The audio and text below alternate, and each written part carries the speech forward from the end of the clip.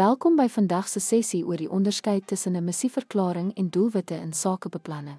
Hierdie twee komponente is fundamentele instrumente wat vorm hoe 'n besigheid sy doel definieer en sy doelwitte bereik. Die missieverklaring is 'n breë, inspirerende verklaring wat die doel en waardes van 'n besigheid uiteensit, terwyl doelwitte die duidelike, uitvoerbare doelwitte is wat 'n besigheid binne 'n spesifieke tydsbestek wil bereik.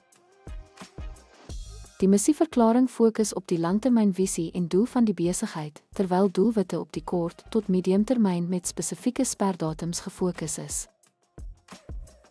Die missieverklaring is algemeen en abstrakt en bepaal die toon en rigting van die besigheid, in teenstelling met doelwitte wat spesifiek en gedetailleerd is en 'n padkaart bied vir die bereiking van die missie. Die missieverklaring is gewoonlik nie meetbaar nie en dien as 'n leidende filosofie, terwyl doelwitte meetbaar en kwantifiseerbaar is, word dit gebruik om prestasie en sukses na te spoor. Die missieverklaring beïnvloed die maatskappy se kultuur, handelsmerk en strategiese rigting, terwyl doelwitte gebruik word om operasionele planne te ontwikkel, hulpbronne toe te ken en uitkomste te assesseer.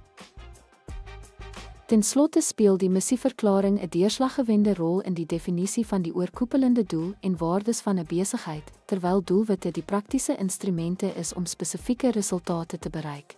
Die missieverklaring bepaal die langtermynrigting en doelwitte help verseker dat die besigheid op koers bly deur middel van meetbare aksies. Beide elemente is noodsaaklik vir effektiewe beplanning, prestasie-evaluering en besigheidsgroei.